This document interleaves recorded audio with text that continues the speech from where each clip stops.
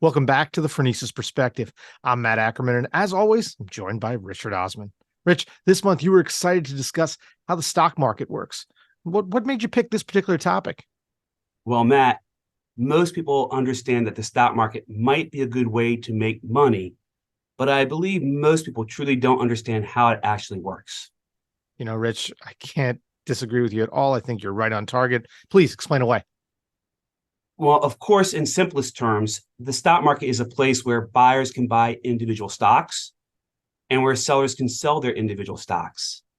Naturally, buyers want to get the lowest possible price, and sellers want to get the highest possible price for their stock ownership.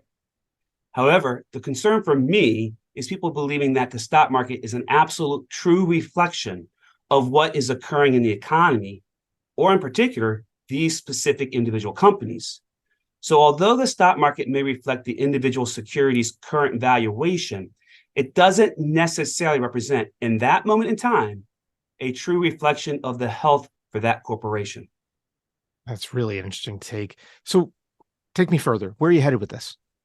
Well, let me explain that the stock price for, let's say, company A will go up if there are more buyers than sellers. Conversely, if at a particular time there are more sellers of a company's A stock than there are buyers, the price will go down. You see, in this instance, the stock price is not reflective of what's happening in the economy or with the company, but it's reflective in the number of buyers versus sellers. Most people believe that the mathematical value of the individual company directly correlates to the price of that individual company stock. This is where I believe people are confused or wrong.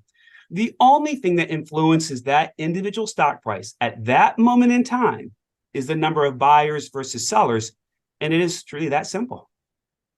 Rich, what you're basically saying is that the economy, potentially the finances, fiscal health, or news of these individual companies has no bearing on their stock price. Is that correct? Well, in truth, that is correct. But you would assume that economic news or individual corporate news and finances would influence the number of buyers and sellers.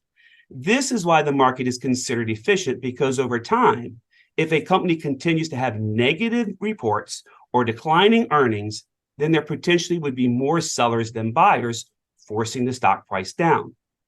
Conversely, if a corporation beats its revenue and earnings forecast, then there most likely be more buyers than sellers. So over time, I absolutely agree that the stock market is a very efficient way to invest. But this does mean that the stock market could be inefficient for a period of time. Okay, I'm a little bit confused. Can you explain that a little further? Let me see if I can. And I'm going to try to use real world events. For me, I guess the most drastic case of stock market valuations, or in other words, individual stock valuations, not being in line with real life expectations, was in the late 90s in the dot-com era. During that time, if you added a .com to your name, your stock was going to be bought by somebody. So companies that had very little revenue or income were selling for company valuations in the millions. You see, those stocks were never truly worth those prices. But as long as there were more buyers than sellers in the market, those stocks were still going to go up in value. It took a huge market correction between the period of 2000 and 2002 to correct these inflated prices. In fact, I believe more than half of those .coms eventually went belly up. Now, Matt, my point of this discussion was to make sure clients understand that individual stocks can be overbought or oversold on any given day, but also that the overvaluation or undervaluation of that stock could actually stretch out for weeks, months, or even years.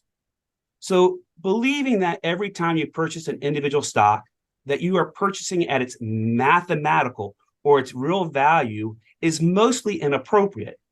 You may actually be purchasing it when it is overbought or oversold.